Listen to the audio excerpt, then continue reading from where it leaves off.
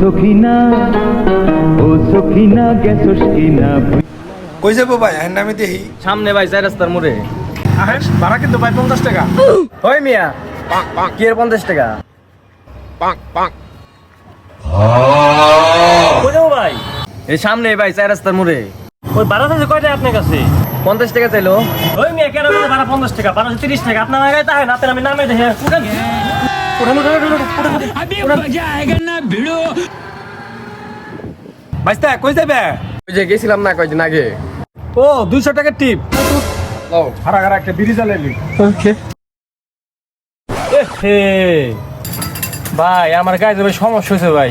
দৌড় মিয়া, চাপা বললেন 100 এখন কোন গাড়ি নষ্ট। দৌড় মিয়া।